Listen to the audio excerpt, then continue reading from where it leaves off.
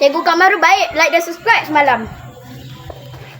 Yo penonton, sebab kamu like dan subscribe sekarang, kamu akan dapat, kita akan like kamu, follow kamu. Okay? Follow dan like subscribe ya. Bye.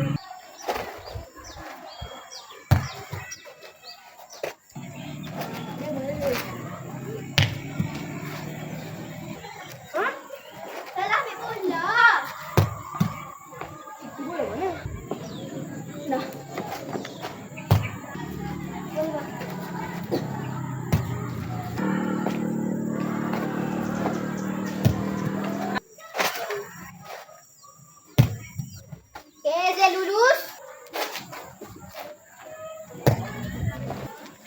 Ayo. Ini buat. Jeng tengok je, Jeng. Habis 5.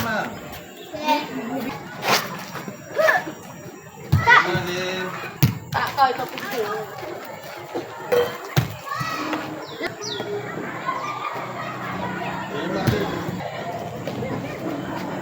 Ada satu. Ada satu. Saya ada. Habis nombor 2. Ini nombor 3.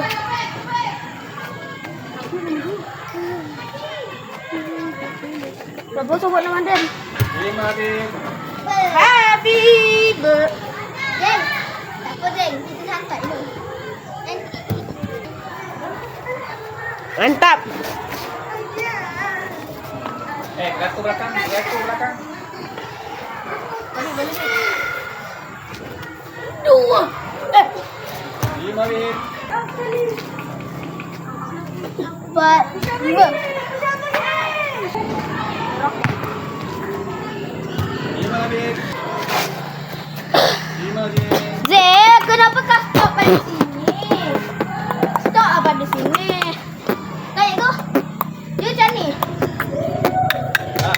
Lampu kaca. Tinggal lah di sini. 5 habis. Cikgu.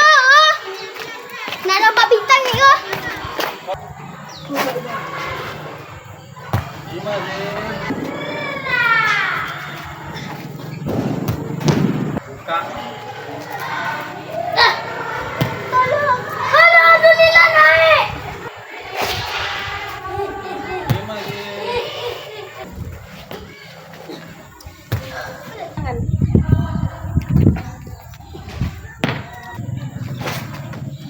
5 je.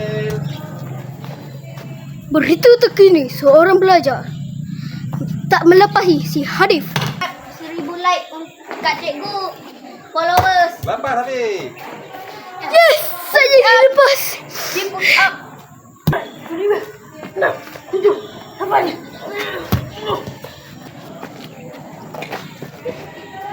8 habis.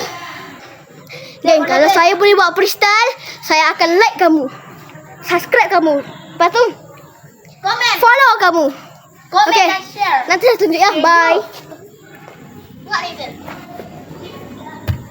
5 habis. Okay, kita tak lepas, tak jadi buat freestyle. Hahaha.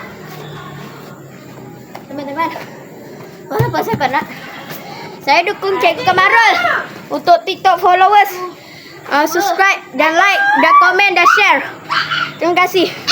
Semoga Cikgu Kamarul banyak rezeki. Amin ya Allah, amin amin.